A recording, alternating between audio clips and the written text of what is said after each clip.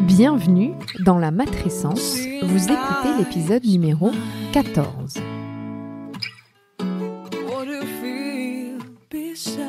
Bonjour à tous et à toutes, bienvenue dans le podcast La matrescence.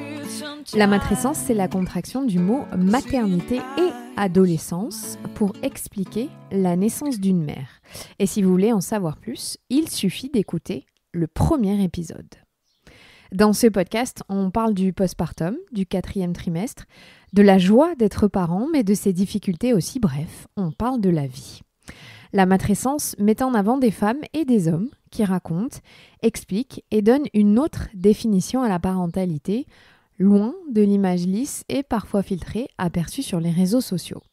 Je suis Clémentine Sarlat, la créatrice de ce podcast. Je suis journaliste de formation, dans le sport, à la télé, rien à voir, mais surtout maman d'une petite fille de presque 2 ans, Ella.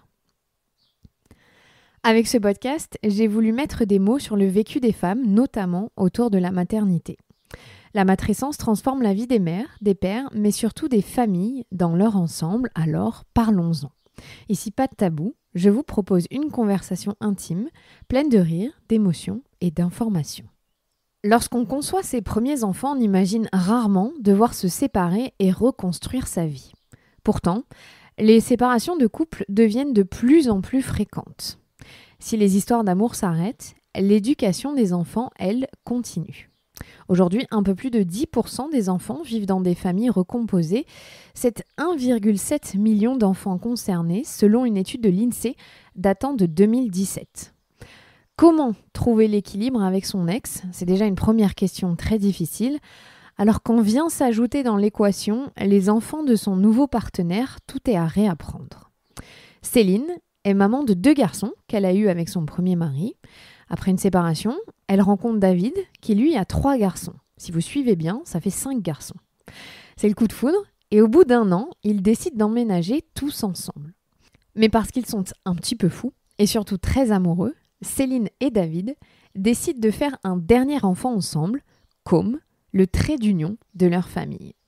Les voilà avec 6 garçons à la maison. Quasiment 8 ans après, Céline a tiré les leçons de cette formidable expérience de vie et vous livre les erreurs et les réussites de cette belle famille recomposée. Vous connaissez sûrement 7 à la maison, la série américaine. Eh bien, dans ce podcast, je vous présente 8 à la maison. Très bonne écoute. Merci beaucoup Céline de m'accueillir chez toi, dans ton bureau en fait. On est dans une belle cave, qui est une vraie maison bordelaise pour situer l'endroit. J'aimerais, je pose toujours la même question d'abord, mais à toi je vais poser une différente.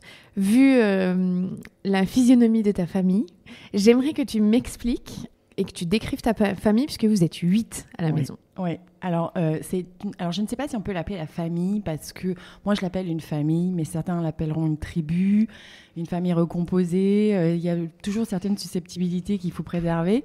En tout cas, moi je la considère comme une famille. Et oui, nous sommes 8 et je suis la seule fille dans cette famille. Donc il y a mon chéri, évidemment, qui avait déjà 3 enfants, 3 garçons lorsque je l'ai rencontré.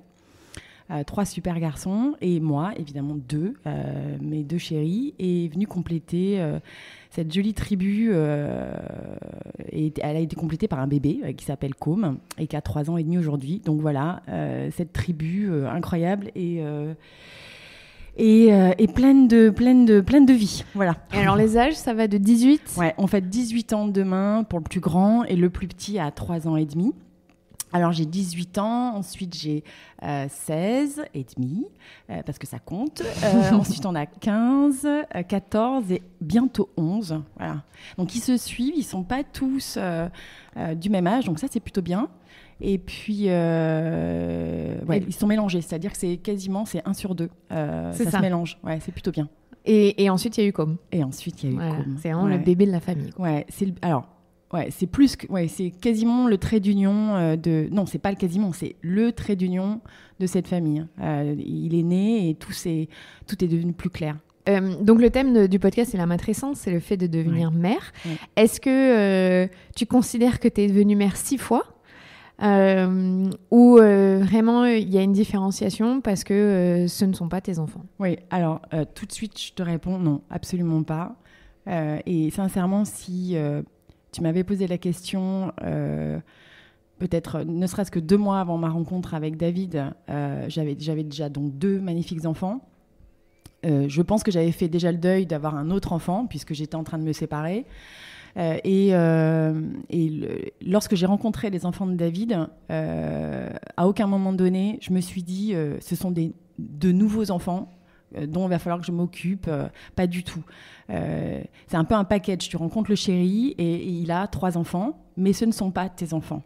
Après, je suis quelqu'un d'assez maternel et je pense que on va explorer un peu le sujet après, mais j'ai tout de suite eu l'envie de m'occuper d'eux comme les miens, mais ce n'était jamais les miens. Donc ça, c'est très important. Donc, je suis maman de 3 beaux garçons et je suis...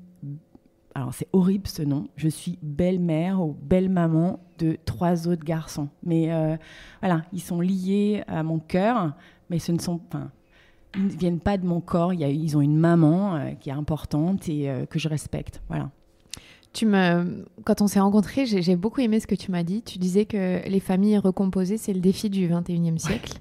Ouais. Et c'est vrai que comme je ne suis pas dans cette position, je ne l'ai jamais formulé comme ça. Mais c'est le cas de tellement de familles aujourd'hui. Oui. Et le défi, c'est quoi? C'est de trouver sa place? Alors, le défi, c'est que déjà d'une... en fait, par définition, lorsqu'un couple, une famille se recompose, c'est qu'elle se recompose suite à une séparation. Alors, elle peut être une séparation hyper douloureuse parce que ça peut être un décès, c'est terrible à dire, mais c'est le cas, ou tout simplement l'échec d'un premier couple. Et souvent, ce premier couple a été conçu comme normalement un couple qui devait durer la vie. En tout cas, c'est l'idée que encore aujourd'hui, les gens s'en font. Et avec tous les espoirs qu'on peut y ajouter. Donc les maternités, on est censé être tous ensemble jusqu'au bout.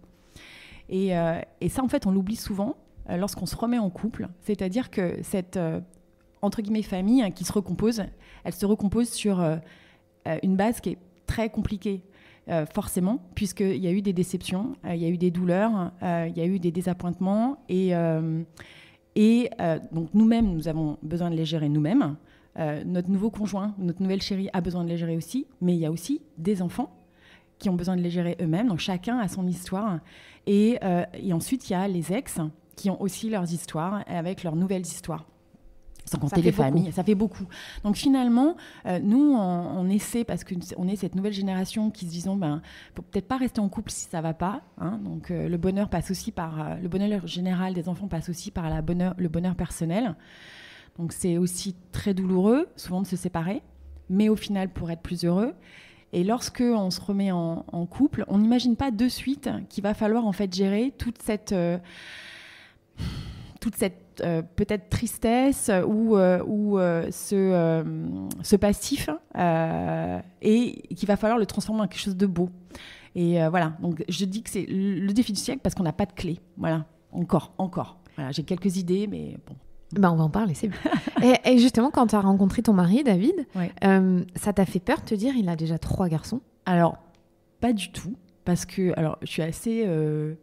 on est un peu fous tous les deux, donc à la fois au niveau entrepreneurial, on aime bien tout ce qui est un peu dingue. Mais je dois avouer que la première fois où on les a fait rencontrer, c'était au bout de combien de temps vous étiez ensemble? Ça devait être au bout d'un mois et demi, quelque chose comme ça. Donc vous étiez ensemble? Ouais. Ah oui. Mais on leur avait pas dit qu'on était ensemble.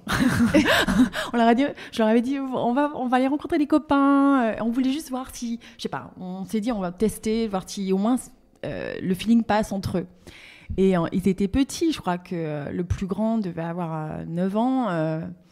Et en fait, c'était la colo. Je me souviens, David m'a regardé, il avait des yeux en se disant mais ça va pas le faire, c'est pas possible. Et moi je dis mais si, c'est super. Mais c'est vrai que c'était vraiment le chantier. Ils écoutaient pas, c'était très compliqué. Et pendant longtemps, en fait, les garçons ont vécu ça comme une colo, un moment drôle. Et donc il y avait 0 règle respectée. Et nous, en fait, comme on avait juste envie de passer des super moments, on a été hyper cool pendant longtemps. Et ça a été plus difficile après de reprendre la barre quand même. Ouais. Et au bout de combien de temps vous vivez ensemble, ce qui fait que tu as à ce moment-là 5 enfants avec toi? Alors, c'est au bout d'un an. Donc, nous, on a été vraiment dans 2 endroits différents pendant un an. Et au bout d'un an, donc, j'ai proposé aux garçons d'emménager donc, dans la maison de David à l'époque et donc dans la maison des 3 autres enfants. Et ça, c'est important de le dire parce que mes enfants emménageaient dans la maison des 3 autres enfants et de mon chéri. Et ça a été quelque chose d'assez... et franchement, je trouve que mes enfants étaient merveilleux. Et les enfants de David ont été merveilleux, évidemment, parce que c'est pas simple.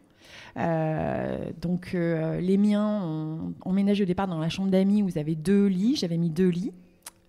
Super chambre, on avait décoré. Mais c'était une seule chambre. Ils ont combien d'écart, tes 2 garçons? Ils ont 2 ans. 2 ans. Okay. Et ensuite... En fait, comment ça s'est passé? Voilà, ça s'est passé pendant un temps. Je pense que pendant 6 mois, ils ont été 2 souvenirs dans cette chambre-là. Et après, on s'est dit quand même qu'ils avaient besoin d'une chambre. Alors, on a beaucoup de chance parce que la maison est grande. On a pu leur offrir à chacun une chambre. On a transformé un bureau, une salle de jeu et chacun a pu avoir leur chambre. Mais le choix des chambres a été vraiment très important. On leur a laissé un peu de latitude là-dessus pour dire j'aimerais bien avoir celle-ci ou celle-là. Parce que mine de rien, c'est leur territoire. Et il fallait que les enfants de David laissent un peu de territoire et que les miens se sentent accueillis aussi. Donc ça, c'est le premier gros challenge. Et bon, j'ai l'impression que ça s'est plutôt bien passé, puisque on a quand même mis en avant l'aîné, avec une chambre, avec une salle de bain. Voilà, il était plutôt bien confortable. On a essayé de faire que la hiérarchie, entre guillemets, qui s'était refaite, puisse s'installer naturellement. Mais bon, après, voilà, je pense qu'il faut les laisser s'organiser eux-mêmes sans rien imposer, en fait. Leur laisser le choix. Voilà. Quand tu dis qu'au bout d'un mois et demi, tu as présenté tes garçons aux enfants de David, est-ce qu'ensuite, tu as eu une conversation? Quel genre de conversation c'est pour dire, voilà, c'est mon amoureux? Alors en fait, il y a un truc que j'ai compris, tu sais, c'est que les enfants comprennent tout. Bien sûr. Et les gens qui essaient de cacher qu'ils ont un chéri ou une chérie, je vous le dis à toutes, à tous, vous leurrez, vos enfants comprennent tout. Donc dès qu'on se cache dans une pièce pour discuter, on revient, on a les yeux qui pétillent, voilà. On reçoit un texto. Je sais que David, en tout cas, très rapidement, entre guillemets, s'est fait griller par son aîné en disant mais... Enfin, tu reçois quand même beaucoup de textos de la même fille en ce moment, tu peux me parler d'elle. Et inversement, moi, les garçons avaient vite compris qu'il se passait quelque chose. Donc, moi, je me suis dit, j'ai pas envie de leur mentir, surtout qu'ils venaient de passer quand même une période qui n'était pas simple. Et David, lui, par contre, avait décidé de leur dire quasiment dès le départ. Donc, moi, j'ai mis plus de temps. David leur a dit au bout d'1 mois et demi. Et moi, j'ai mis quasiment 6 mois parce que je venais de me séparer, donc c'était pas simple. Mais voilà, j'ai pas voulu attendre trop. Je voulais pas leur mentir. Est-ce que tu as eu peur en te dire je prends un risque parce que j'amène un homme, est-ce que c'est l'homme pour le reste de ma vie? Enfin, tu vois, ça amène plein de questions aussi. C'est une responsabilité, c'est plus les histoires d'amour légères quand t'as pas d'enfant. Je dois avouer que le problème a plus été de l'annoncer à mon ex à l'époque. Ça a été assez compliqué, mais finalement, je sais pas. J'ai beaucoup de chance aussi. J'ai des enfants qui ont beaucoup de bienveillance et c'est pas de la chance, c'est aussi peut-être tu l'as transmis. Je sais pas. En tout cas, je sais que mes 2 grands ont été absolument géniaux. Très vite, ils ont regardé mon chéri avec des yeux respectueux et admiratifs. Ils sont hyper curieux, donc ils sont allés chercher. Alors, en plus, si tu veux, ce sont 2 mondes différents. Moi, les miens sont pas du tout sportifs ou assez peu, plutôt créa et geek, voilà, ils sont devenus geeks. Mais c'est plutôt des créas, des gens qui sont plus dans les livres, dans la découverte. Et les enfants de David sont hyper sportifs. Donc il y a eu une espèce de choc des cultures, mais qui finalement était hyper bon parce qu'ils se complètent. Tu vois, donc ils sont pas en compétition parce que c'est ça aussi. Non, t'as pas eu cette peur qu'il y a un moment. Et si tu veux, moi, mon grand n'est pas du tout un leader. il est plutôt cool. Enfin, il est cool complètement. Et c'est vrai que du coup, il a pas mal pris le fait de plus être l'aîné de la famille. Hein. Donc ça, c'est une grande chance aussi. C'est vrai que le nombre de questions que ça engendre de se dire la place dans la famille, les relations, la jalousie. Alors, ça a été plus problématique, tu vois, si on parle du positionnement dans la fratrie. Je pense a posteriori, hein, et peut-être que David me complétera là-dessus, mais il faudrait d'ailleurs que je leur pose la question un jour.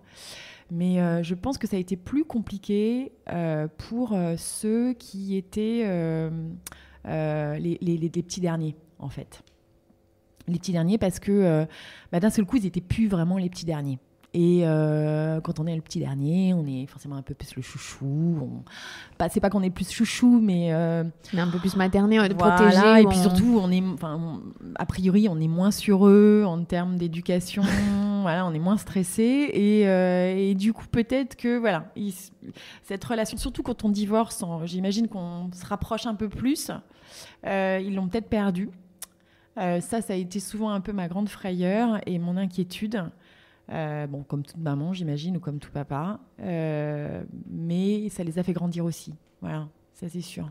Est-ce que à ce moment-là, tu t'es fait aider par un psy, par un médiateur ? Je sais pas, il y a plein de choses pour les familles qui existent. Moi, nous, on n'a pas fait ça. Je sais que à un moment donné, moi, mon second a eu vraiment un stress de la séparation. Et en fait, il s'est inquiété pour son papa et sa maman. C'était très étonnant.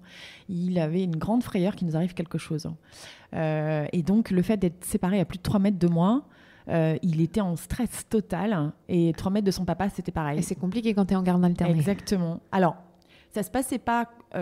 quand il était chez son papa, il n'était pas en stress pour moi. D'accord. Et quand il était chez son papa, il était plutôt en stress pour son papa.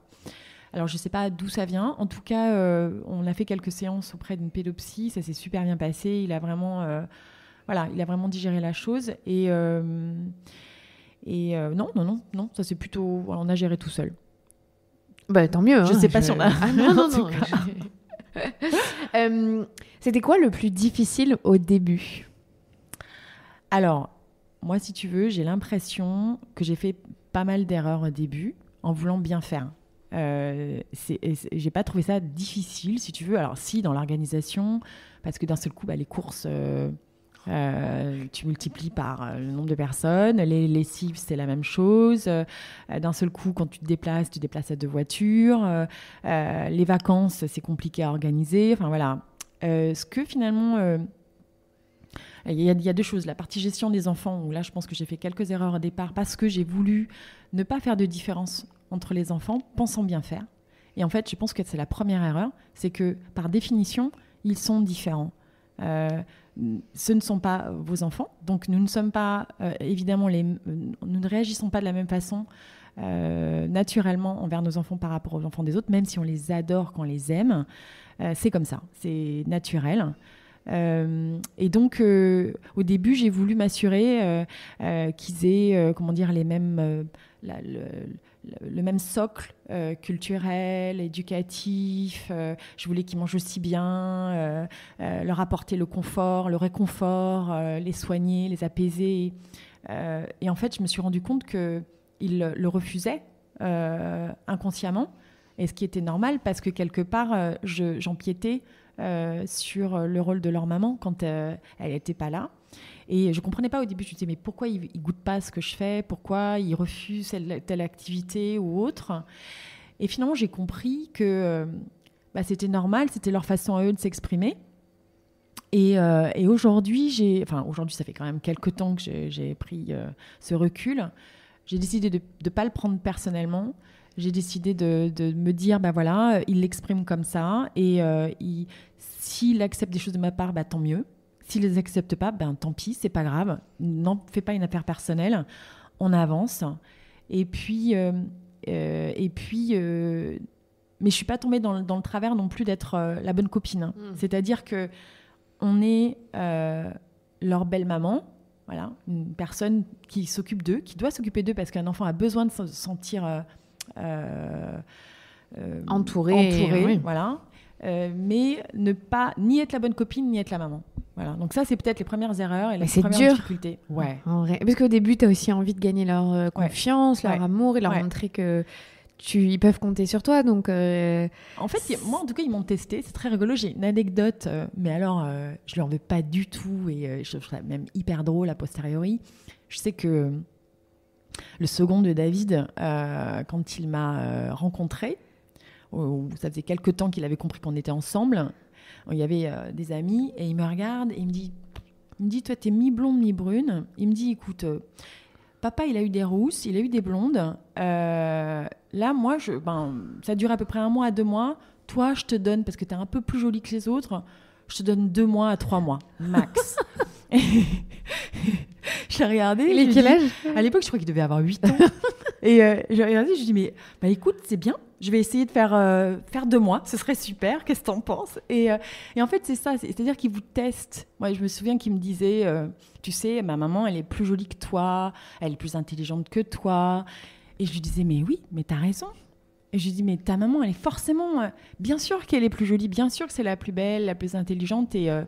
C'est ta maman. Et c'est ta maman. Et j'espère que je le suis aussi pour mes enfants. D'ailleurs, carrément, je le suis pour mes enfants. Mais oui, c'était plutôt bien. Par contre, le plus difficile, en fait, c'est pas la gestion des enfants. C'est de se rendre compte que finalement, quand on se sépare, t'as l'impression que tu gagnes de la liberté, mais c'est tout le contraire. En fait, tu la perds complètement, ta liberté. Parce que, il y a forcément les ex et les nouveaux chéris des ex. Donc, tu ne peux plus décider de déménager n'importe où dans le monde. Moi, c'est vrai que j'étais une globe-trotteuse et c'est fini. Je ne peux plus décider de partir vivre aux États-Unis.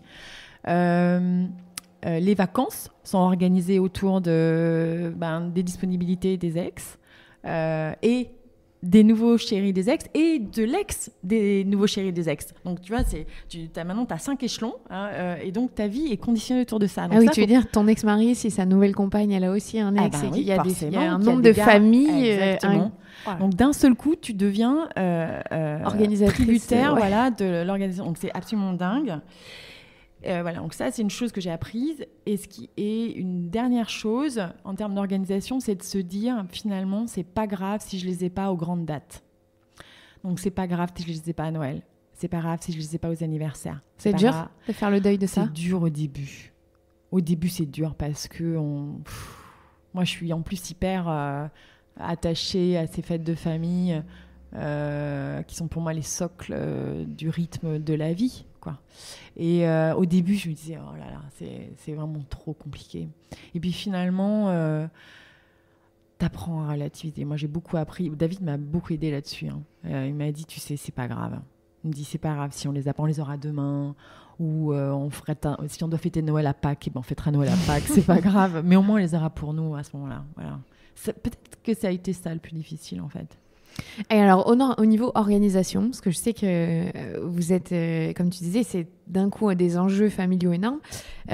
Comment est-ce que vous vous êtes arrangés pour avoir tous les deux, toi et David, vos enfants en même temps, qu'ils soient en même temps chez les ex-conjoints et que vous ayez réglé vos rythmes de famille ensemble ? Alors, déjà, je pense que c'est un gros coup de chance. David avait déjà organisé avec la maman de ses garçons une garde alternée moitié de semaine. Donc lundi, mardi, mercredi midi et un week-end sur 2. Et en fait, moi, il se trouve que lorsque je me suis séparée et qu'il a fallu réfléchir à une garde alternée, parce que pour moi, c'était une évidence que les garçons devaient passer la moitié du temps avec leur papa, tout simplement, j'ai proposé direct au papa de se calquer En fait, tu t'es calqué sur le rythme de David. Ouais, exactement. Alors, tu vois, typiquement, moi, j'avais par exemple réfléchi que c'était un week-end sur 2, mais j'ai compris 1 an après que c'était pas un week-end sur 2 de l'autre côté, que c'était les week-ends père et impair. Tu vois, ça peut paraître ridicule, mais d'une année sur l'autre, ça change. Un mois à l'autre, c'est pas les mêmes. Voilà. Ouais. Et donc, il y a eu des fois où on s'est retrouvés, on s'est dit, mais mince, ça colle plus. Ou les vacances, finalement, c'est pas 15 jours, ça décale tout. Et alors, tu te dis, mais non, j'avais pas réfléchi à ça. Donc, voilà, c'est des petites choses qu'il faut prendre en compte. Et voilà, essayer de pas le prendre personnellement. Essayer de se dire, c'est pas grave. Et de faciliter la vie. Voilà, faciliter la vie aux enfants. Ce qui n'est pas tous les jours simple. Parce qu'il y a toujours du pathos un peu plus ou moins agréable. Voilà, qu'il faut gérer. Alors, j'ai une question qui est plus personnelle, t'es pas obligée de répondre, mais est-ce que vos séparations, elles ont été difficiles ou est-ce qu'elles ont été bien gérées, ce qui fait que vous pouvez aussi vous entendre correctement aujourd'hui Parce que ça, j'imagine que c'est un gros enjeu. Alors, je parlerai pour moi. Oui. Je parlerai pour moi. En tout cas, moi, ça s'est, je pense, plutôt bien passé. Je pense que ça s'est plutôt bien passé dans le sens où le papa de mes garçons était... un papa hyper aimant, hyper proche de ses enfants et qui a toujours voulu faciliter les choses. Alors attention, quand on se sépare de quelqu'un, c'est qu'a priori on ne s'entend plus avec cette personne. Donc ça ne veut pas dire que c'est tous les jours rose. On a parfois des moments de tension, mais j'ai suivi les conseils de David qui me disait écoute, ne fais plus de coups de téléphone, évite les SMS d'ailleurs, essaie de tout communiquer par mail avec un bonjour et bonne journée qui permet vraiment de prendre de la distance. Ça te permet de relire ce que tu écris parce que on est forcément tenté de placer une ou deux piques qui sortent malgré nous parce que forcément on a tous des choses à revendiquer. Donc voilà, si je peux donner un conseil aux gens qui se séparent, c'est arrêter les conversations téléphoniques, arrêter les textos, et ça m'arrive encore de temps en temps, mais arrêter les textos intempestifs, surtout quand ça parle des enfants, parce que ça vient du cœur, ça vient des tripes. Il n'y a pas de filtre. Il n'y a plus de filtre. Et c'est dommage. Voilà. Et voilà, donc moi, ça s'est plutôt bien passé. On a eu des familles respectives qui ne se sont pas mêlées aussi de la séparation. Et voire même, d'ailleurs, je tire mon chapeau à mon ex-belle-famille qui, au lendemain de l'annonce de notre séparation, m'a appelé en me disant « Mais tu sais, tu seras toujours la bienvenue ». Bon, ça se fait pas parce que forcément, c'est pas simple. Oui, mais c'est classe d'avoir ce genre de message. De l'avoir fait. Voilà. Après, on a chacun nos histoires. Oui, non, mais c'est sûr que ça rentre en compte après dans la répartition. Moi, j'ai pas été, par exemple, celle qui a été la source de la séparation du couple de David avec son ex-épouse. Et du coup, ça facilite énormément les choses. Il n'y a pas de rancune, il n'y a pas de... Pour les enfants, tu n'es pas celle qui a brisé le couple des parents, et pour l'ex-femme, tu n'es pas la cause du problème. Je pense qu'il y a des choses... C'est plus difficile dans ces cas-là. C'est le cas qu'il ne faut pas dire. Voilà. Je pense que c'est terrible ce que je vais te dire, mais il y a des vérités qui ne sont pas bonnes à dire. Et l'intelligence des deux parents, c'est de réfléchir à... Oui, je suis en train de souffrir, c'est difficile, j'ai été trompée, humiliée, bafouée, déçue. Mais tout ce que je vais dire va avoir un impact puissant sur mes enfants à long terme. Et donc, de part et d'autre, je pense qu'il y a certaines vérités qui ne sont pas bonnes à dire. Ça va jouer sur leur sexualité plus tard, sur leur vision du couple, sur leur rapport même avec leurs parents. Donc voilà, gardez les choses pour vous, c'est hyper important. Ça a beaucoup trop de conséquences a posteriori.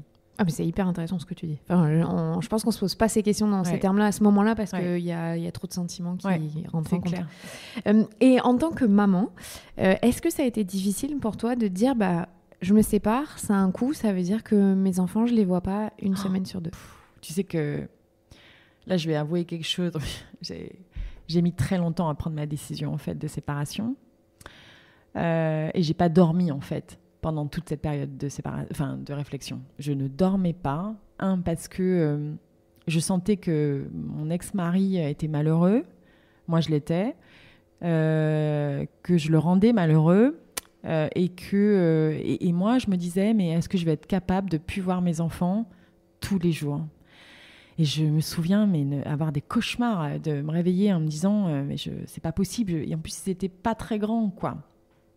Et puis un jour, je me suis dit, mais je n'étais jamais à ma place. C'est-à-dire que quand j'étais loin de mon ex-mari, donc de mes enfants, je ne me sentais pas à ma place.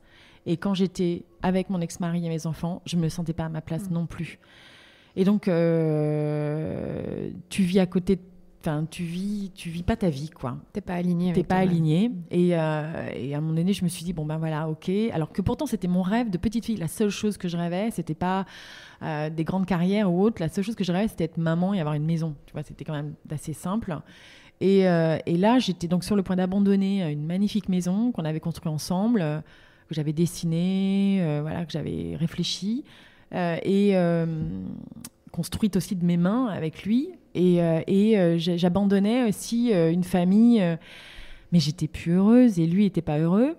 Et donc voilà, l'idée était de dire il faut que tu sois heureuse toi pour ensuite essayer de les rendre heureux. Ça veut pas dire que tu vas y arriver, mais au moins essayer.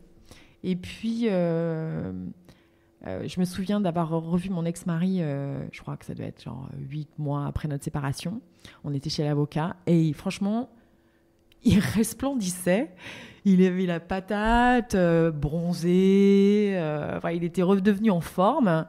Et je lui dis, je le regarde, je lui dis, mais t'as trouvé quelqu'un? Et il me dit, mais non. Allez, tu peux me le dire quand même. Et oui, il avait rencontré quelqu'un et je le retrouvais tel que je l'avais rencontré 15 ans avant.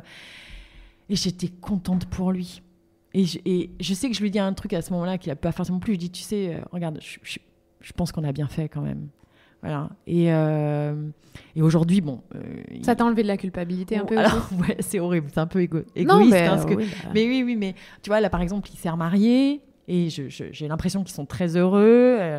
Il a rencontré une super nana qui s'occupe très bien de mes garçons, qui leur prépare des petits plats, et voilà. Et d'ailleurs, si elle m'écoute, je leur remercie.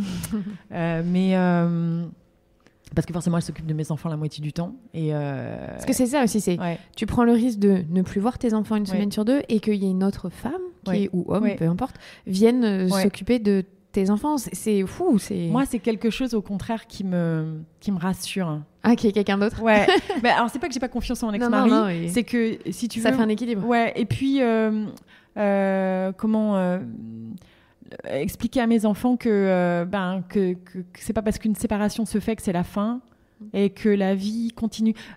Je déteste, et ça c'est quelque chose que j'ai pris de David. David a l'habitude de dire, on ne refait pas sa vie, on la continue. Et oui, en effet, c'est un chemin. Moi, je me suis construite de mes relations. J'ai eu souvent de longues relations, et tous mes petits copains ont fait la femme que je suis. Et alors, a fortiori mes maris. Donc voilà, c'est de leur expliquer que c'est pas parce qu'un couple se termine, même s'il faut tout faire pour qu'il dure, parce qu'il y a aussi tendance à un peu des fois se séparer sur un claquement de doigts, et je trouve que c'est une erreur. Faut vraiment, le couple, c'est quelque chose de pas simple, il faut le travailler tous les jours, mais leur dire que bon, au bout d'un moment, quand on a vraiment tout essayé et que ça devient plus nocif qu'autre chose, il est possible de trouver le bonheur ailleurs. Voilà.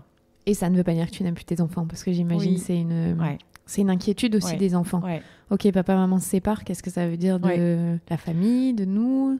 Ça, c'est très fort. Et là où finalement ça a été bizarrement à la naissance de Com, le petit dernier, pendant que j'étais enceinte, de façon très jolie, mes garçons me disaient mais ça va être quoi son nom de famille? Et je lui disais, je donnais le nom du papa de mon mari, et il me disait mais comment ça, il va pas s'appeler comme nous? Donc le nom de leur papa à eux. Et je dis non, tu sais, il va s'appeler comme son papa, mais par contre c'est votre frère. Et il y a eu un moment j'ai vu dans leur regard une sorte de tristesse en disant mais on va pas porter le même nom. Voilà, ça a été typiquement des petites choses qui m'ont un peu secouée, parce que ça bouge un peu la notion de famille, mais du coup ça nous permet de nous ouvrir sur d'autres horizons. Voilà, une famille, qu'est-ce que c'est finalement? Vous avez 3 heures, allez, le bac. Voilà, c'est vrai, c'est un vrai sujet. Et tu parles de l'arrivée de ton dernier fils, Com, et tu m'as expliqué que finalement, le fait que vous ayez décidé un peu une folie, tu avais 40 ans, vous aviez déjà beaucoup de garçons, de faire un dernier enfant, finalement ça a soudé toute la famille et tout s'est emboîté. Pourquoi et comment est-ce que tu peux m'expliquer? Quand David m'a proposé, je me souviens parfaitement, de faire un bébé, au début, je l'ai regardé avec des yeux écarquillés. Je lui ai dit, mais tu es complètement fou. Parce que notre vie était déjà folle, avec 5 enfants. Et il me dit, mais non, mais... t'as pas envie? J'ai dit, mais si, inconsciemment, j'ai envie, bien sûr, de faire un bébé avec toi, mais tu te rends compte, on va passer à 6, et puis j'ai 40 ans, je vais avoir 40 ans. À l'époque, j'allais avoir 40 ans. Je suis même pas sûre de pouvoir, d'ailleurs. Et voilà, je sais pas. Et en fait, finalement, c'est devenu comme une évidence. Et lorsque je suis tombée enceinte, tout a été déjà magique pour moi. C'est-à-dire que comme j'avais déjà fait le deuil, entre guillemets, d'une autre maternité, la séparation m'avait donné forcément l'impression que j'allais plus jamais avoir d'enfant. Mais tout est devenu absolument magique. Le fait de tomber enceinte, de retravailler cette chambre, d'aller chercher des vêtements, les échographies, tout devenait absolument mais incroyablement plus fort que mes premières grossesses, que pourtant j'avais déjà vécu de façon très forte. Et ensuite, ça a été la question auprès des enfants. Donc, au début, ils étaient tous très contents. Donc, attends, c'est une fois que tu es tombée enceinte. Ouais. Vous n'en avez pas parlé avant de ce projet? Non, on n'en a pas parlé. On leur a annoncé... Alors, moi, j'ai su que c'était rigolo. On était en voyage à New York et j'ai su que j'étais enceinte à New York. On faisait un voyage avec nos 2 grands. Et j'avais décidé d'annoncer à David que j'étais enceinte sur la stèle de John Lennon. Et, à Central Park. À Central Park. Et en fait, les garçons avaient marché pendant des heures. Ils étaient épuisés. Ils se demandaient mais pourquoi elle nous amène là-bas. Je m'étais paumée. Et je prends David et je lui annonce. Donc forcément, il est complètement bouleversé. Et d'un seul coup, il se met à embrasser les 2 garçons qui ne comprennent pas ce qui se passe.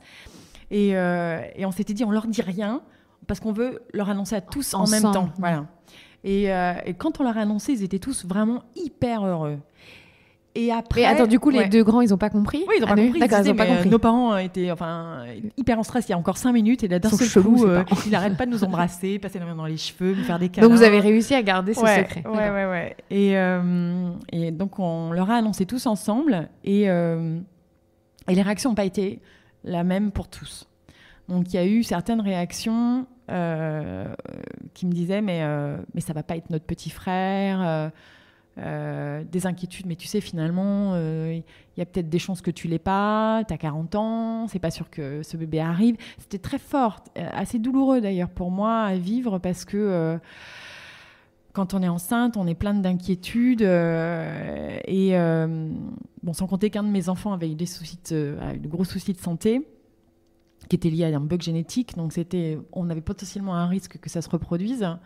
Et je le vivais assez mal, en fait. Je disais, mais c'est censé être magnifique. Et cette grossesse n'a pas été simple. Et jusqu'au bout. Vraiment, j'ai eu des propos difficiles à cet égard. Et est-ce que c'est tes enfants? Parce que j'imagine non, ça n'a pas lien... été les miens. Parce que tes enfants, ça va être différent aussi. Oui. Le lien, c'est... je suis leur maman. C'est toi qui es enceinte. Exactement. C'est compliqué, ça. Exactement. Ouais. Et il y avait... Et puis, alors, du moment où Com est né, mais alors vraiment, à la naissance de Com, tout s'est envolé. C'est-à-dire toutes les inquiétudes, c'est mon frère, pas mon frère, comment il va s'appeler, est-ce qu'on va l'aimer, comment ça va se passer, tout s'est envolé à la naissance. Et j'ai découvert des enfants qui avaient été inquiets, qui sont des frères absolument incroyables.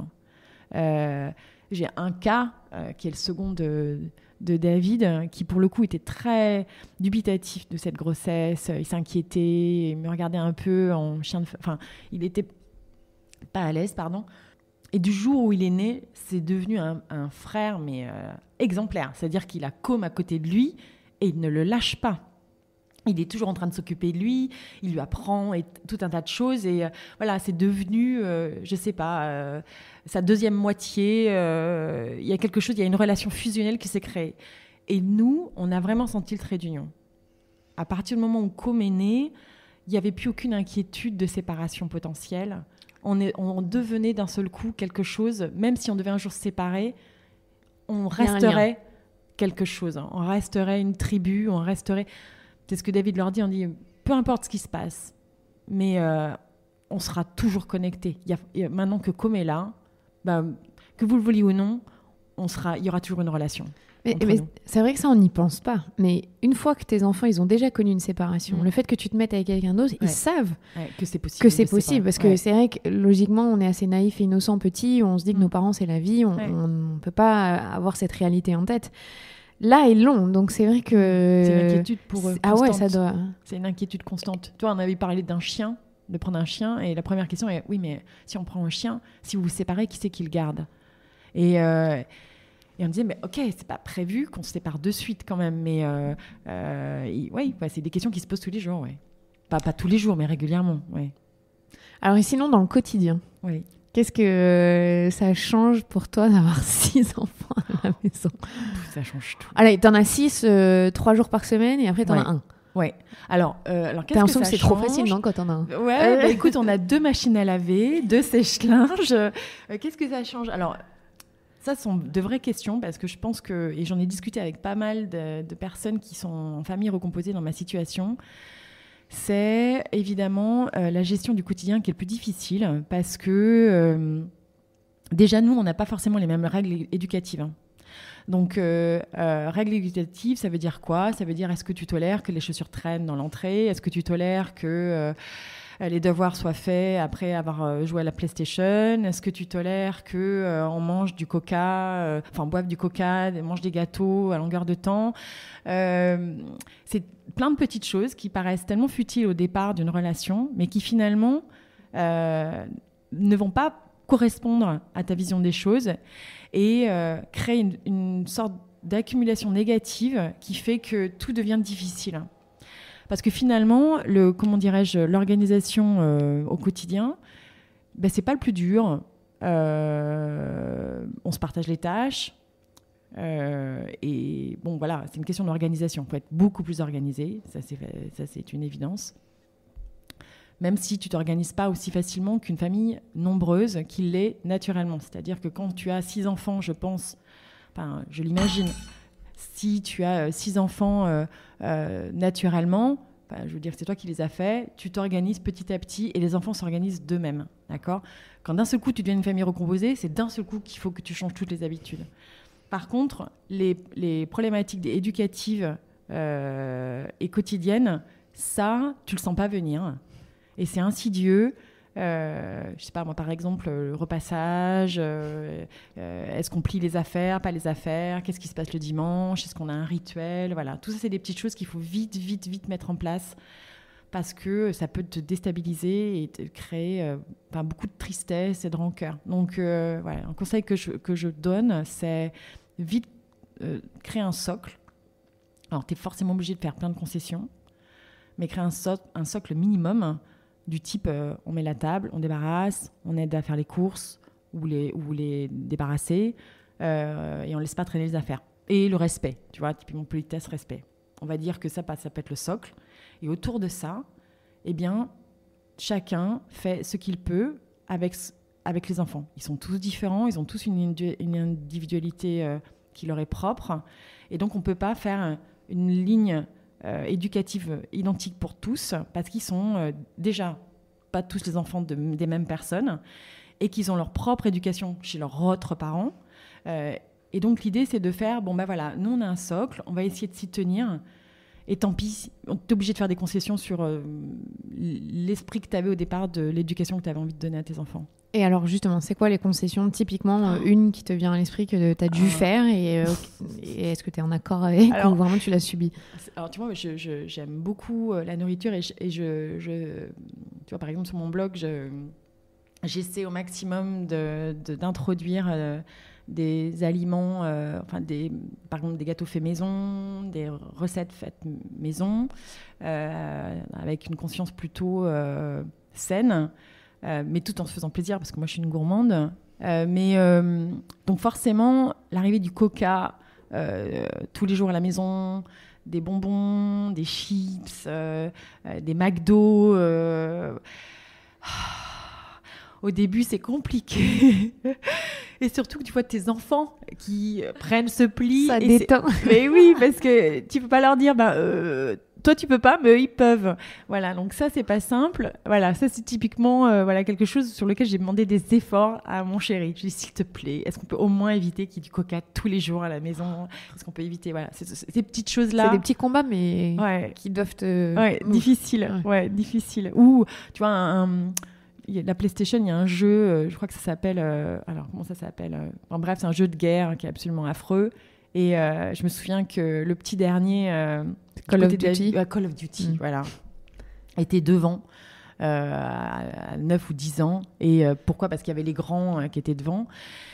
Et je disais, mais tu es vraiment sûr de le laisser devant les jeux? Il me dit, mais non, mais t'inquiète pas, moi.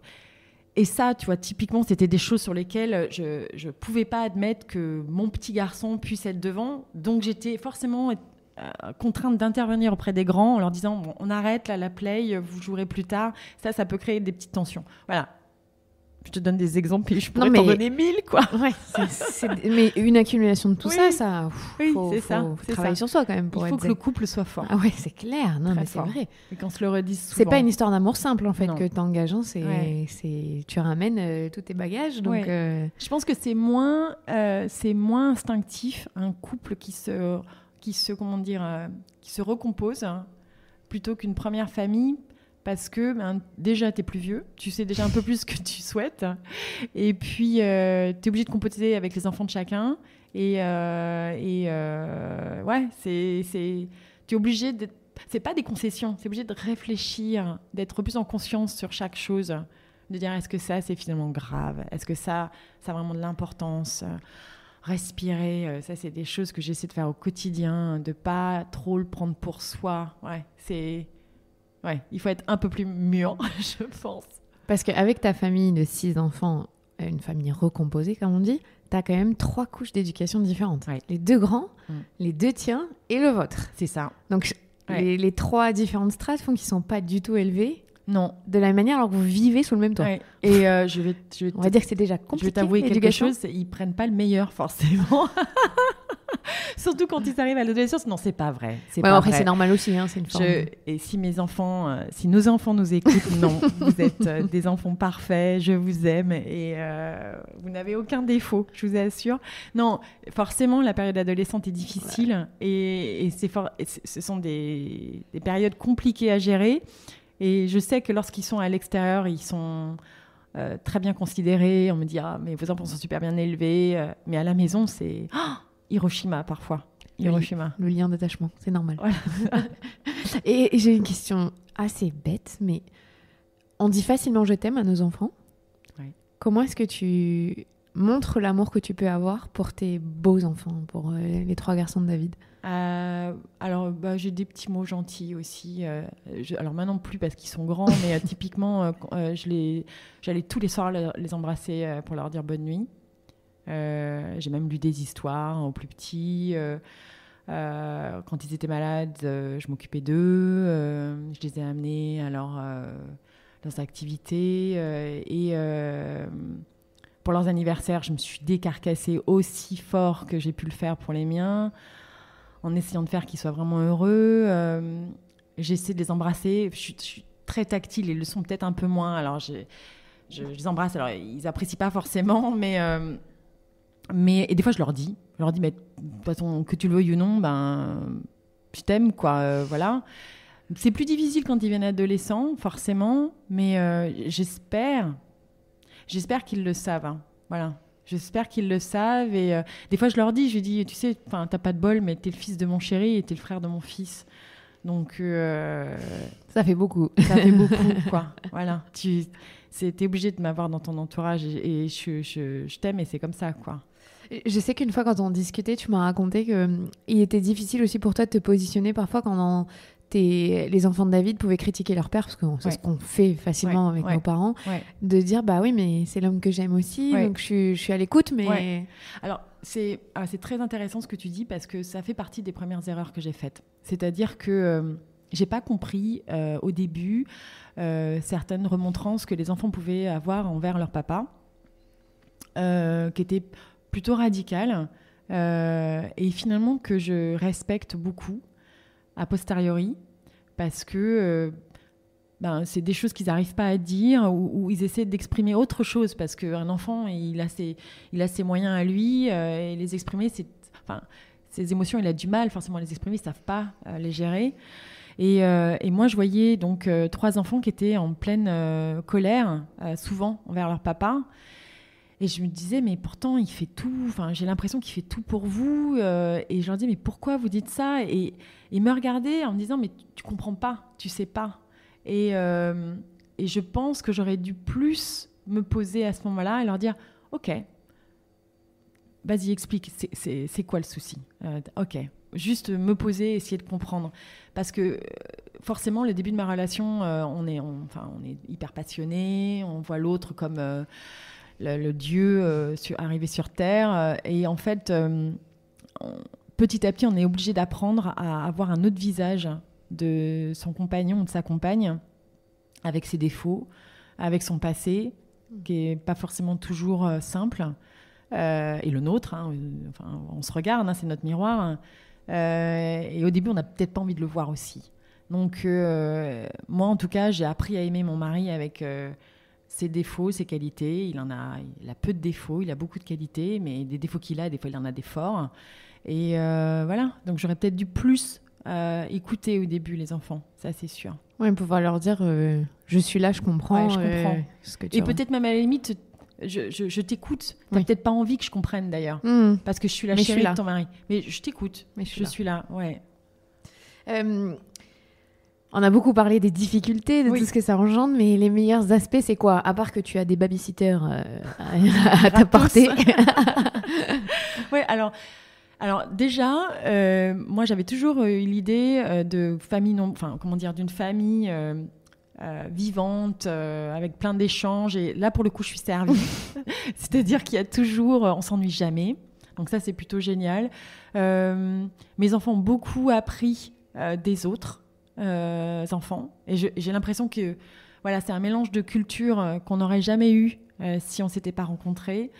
Moi, ça m'a permis aussi de me remettre en cause sur tout un tas de sujets. Je pense que je suis devenue beaucoup plus cool, beaucoup plus détendue sur la maison, l'éducation. Je me suis focalisée sur l'essentiel.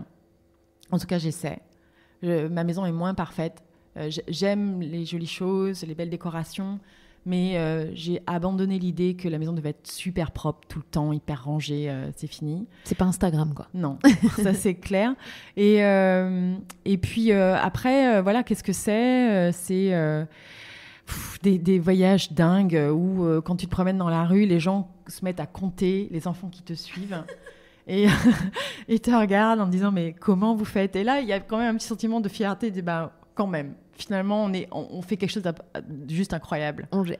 Ouais, ça le fait. Et par rapport à tout ça, tu as eu 3 maternités. Ouais. Donc, une, tu avais dans la vingtaine, enfin les 2. Ouais. Et la dernière, tu étais à 40 ans. Ouais. Comment est-ce que tu as vécu et la différence entre ces deux, j'imagine que c'était rien à voir. Énorme. Alors, si tu veux, en plus, j'ai eu 2 grossesses, les 2 premières grossesses... un peu particulière. La première, donc évidemment, c'est le premier. On découvre, voilà. Enzo était né 5 semaines à l'avance, donc on a eu pas mal de choses à gérer en termes d'organisation, de gestion d'un petit préma. Voilà. Mon second bébé est né. On a eu... pas mal de soucis médicaux au début. Donc ça a été aussi assez fort. Mais je gérais bien parce que j'étais jeune, vaillante. Moi, j'avais 26, 28, donc c'était plutôt facile. Les nuits, par exemple, mon grand a mis 1 an et demi à faire ses nuits, tu vois, alors que le second faisait ses nuits au bout d'1 mois. Mais typiquement, j'avais super bien géré quand même. C'était difficile, mais j'avais bien géré. Et la grossesse à 40 ans, c'est vraiment, vraiment pas la même chose. Déjà, j'ai été beaucoup plus fatiguée et il fallait que je gère les 5 enfants aussi la moitié du temps. L'angoisse aussi de savoir est-ce que tout va bien aller pour ce bébé, parce que j'avais déjà cette expérience. Donc les échographies étaient assez en pression jusqu'à ce qu'on nous dise que tout allait bien. Et puis, alors, je vais te parler de quelque chose d'un peu futile, mais... le secret espoir que ça soit une petite fille, quand même. C'est pas futile, t'as 5 garçons à la maison, je peux comprendre. Bon, alors les médecins nous ont dit, quand il y a un papa qui a déjà eu 3 garçons et une maman qui a eu 2 garçons, il y a 90% de chances que vous ayez un garçon. Donc très rapidement, on s'est fait à l'idée qu'on avait un garçon, et sincèrement, je le regrette pas, parce que cet enfant est juste génial. Et voilà, par contre, alors, la bonne nouvelle, c'est que quand tu fais un 3e enfant à 40, l'accouchement se fait à peu près en un quart d'heure.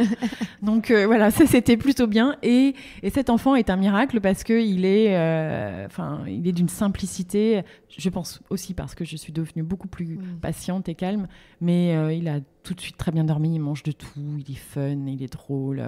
Et il nous enchante au quotidien. Et je suis...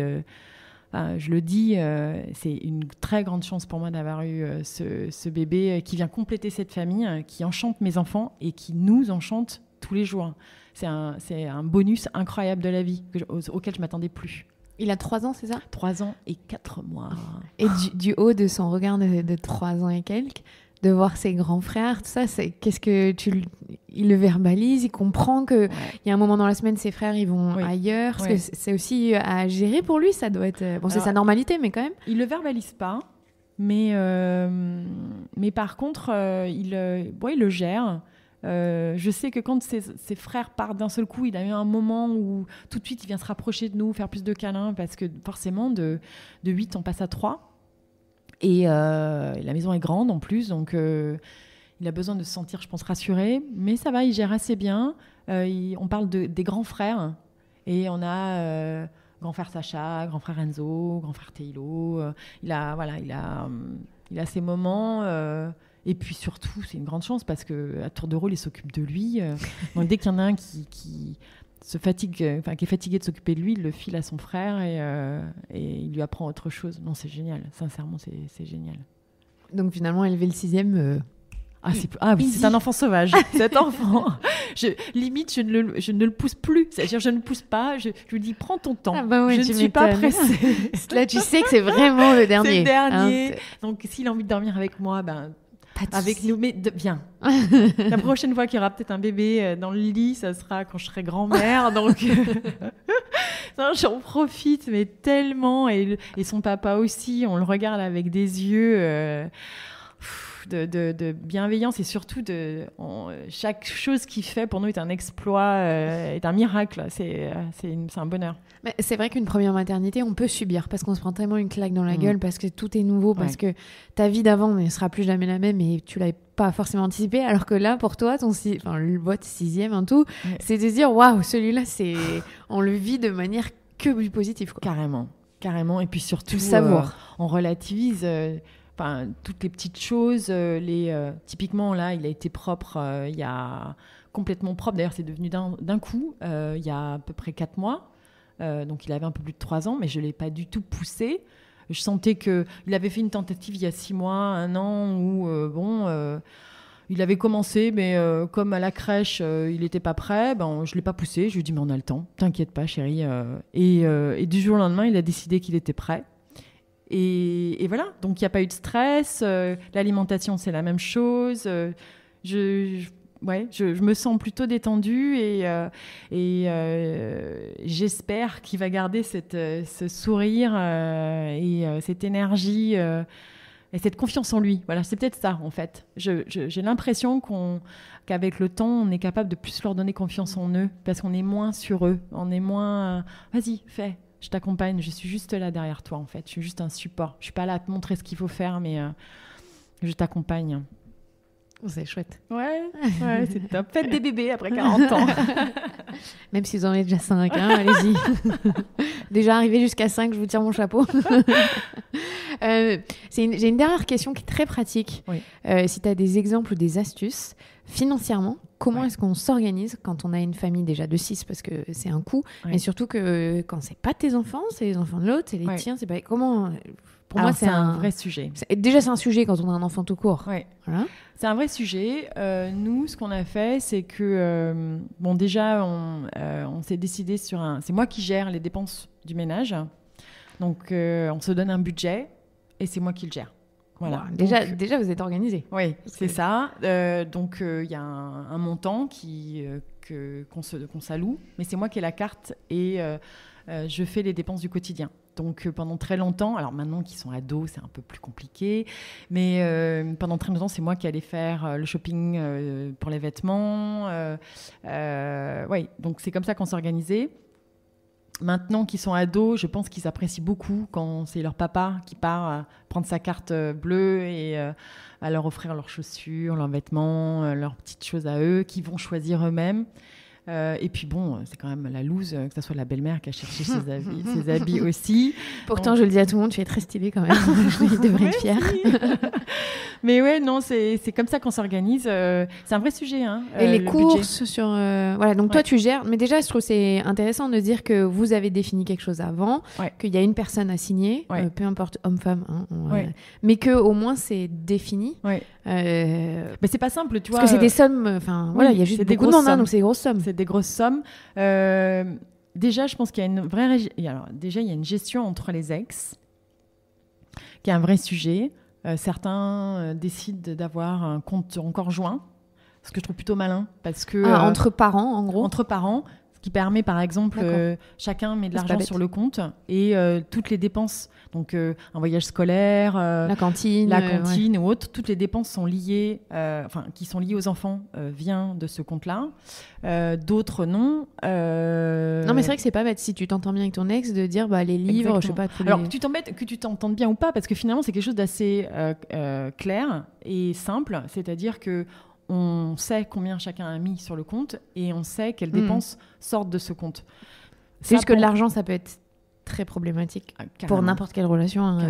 Carrément. Et je pense que plus c'est clair, mieux c'est. Ça peut vite être source de tension, c'est assez sûr. Ah, d'accord, donc déjà ça c'est une bonne astuce. C'est une bonne astuce. En tout cas pour nous, on l'a géré comme ça. Après, nous on a une grosse différence de revenus.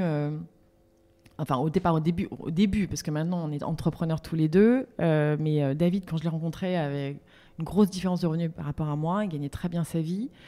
Et David n'a pas du tout regardé l'écart. En fait, il souhaitait que chaque enfant bénéficie de la même chose. Que ce soit les siens ou pas. Oui, d'accord. Donc les cadeaux de Noël, les cadeaux tout court, les vêtements.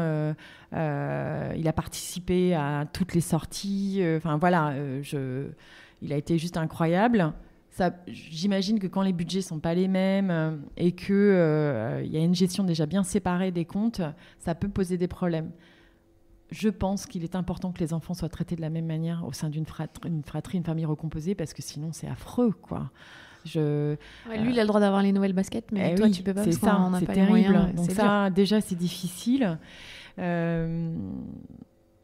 un vrai challenge. Oui, non, mais ça, c'est clair que c'est quelque chose auquel on... Et on peut pas anticiper, quoi. Il faut beaucoup parler. Je pense qu'il faut beaucoup parler, mais les enfants peuvent pas être au milieu de ça. C'est pas possible. Donc, au moins là-dessus, je pense qu'une égalité est quand même normale. Après, évidemment, dans le temps, c'est évident que les choses ne seront pas égalitaires non plus. Typiquement, les revenus, par exemple, des ex-compagnons n'étant pas les mêmes, chacun des deux côtés, eh bien forcément, quand il y aura un héritage, les revenus ne seront pas les mêmes de chaque côté. Donc, les conforts et donc les chances dans la vie ne seront pas les mêmes. Ça aussi, c'est une notion à avoir. Les études que vont recevoir les uns et les autres au moment du décès d'un ou tel parent ou pas, l'aide dans la vie, c'est pas simple parce que forcément les revenus n'étant pas les mêmes, les patrimoines n'étant pas les mêmes, ce ne sera pas la même chose. Je sais que on a beaucoup discuté à ce sujet, David est très conscient de ça et a beaucoup réfléchi à ça, et je sais que il est plutôt généreux envers mes enfants de ce côté-là. C'est un sujet qu'il a pas mal creusé et il considère mes enfants comme les siens. Voilà. Et donc, ça veut dire, par exemple, chez le notaire, c'est déjà oui, il a écrit, pas mal vous avez écrit des choses. Il a pas mal réfléchi à ce sujet-là. Non, mais carrément. Ça fait partie Oui.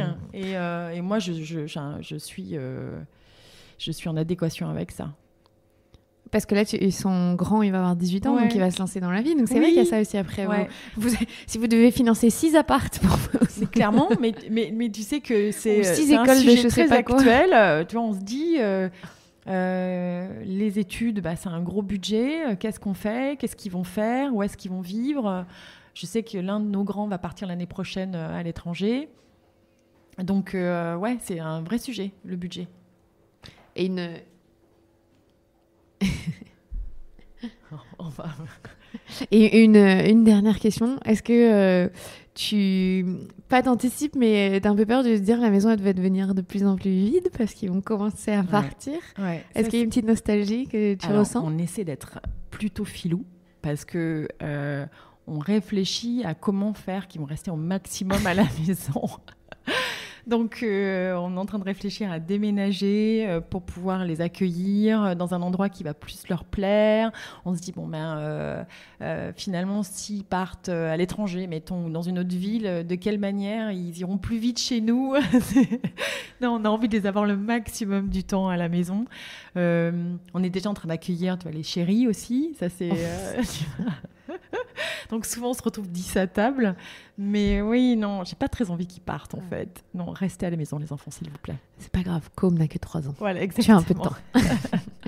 Merci beaucoup Céline. Oui, merci à toi. Est-ce qu'il y a quelque chose que tu veux rajouter sur les familles recomposées? Allez-y, c'est pas si grave. Non, c'est au contraire, c'est plein de bonnes choses. Donnez-vous cette chance, voilà. C'est beau, merci.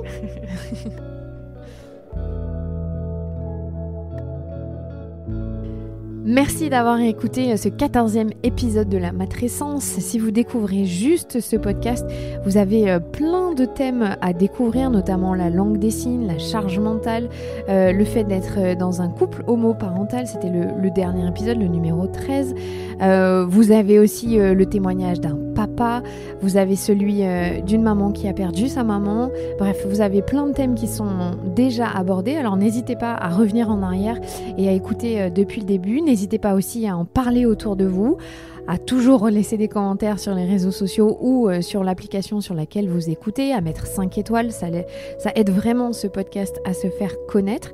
Merci beaucoup d'être toujours aussi présent et présente. Tous les jours, je reçois plein de messages, donc merci. J'espère que ce projet vous plaît. À très vite pour un nouvel épisode. Je fais peut-être une pause parce que la semaine prochaine, je pars en formation pour être professeur de yoga prénatal, postnatal. J'ai quand même une petite idée de pouvoir interviewer une des deux intervenantes. Il y a une sage-femme et une prof de yoga. Donc peut-être que l'épisode de la semaine prochaine arrivera un peu après parce que je vais avoir beaucoup de choses et d'informations à emmagasiner. Voilà, très bonnes vacances à vous si c'est le cas. Si vous êtes sur la route, profitez du soleil, de tout ce qui se passe pendant la période d'été qui est super. Voilà, j'arrête ce blabla. Voilà, merci, bonne journée, ciao.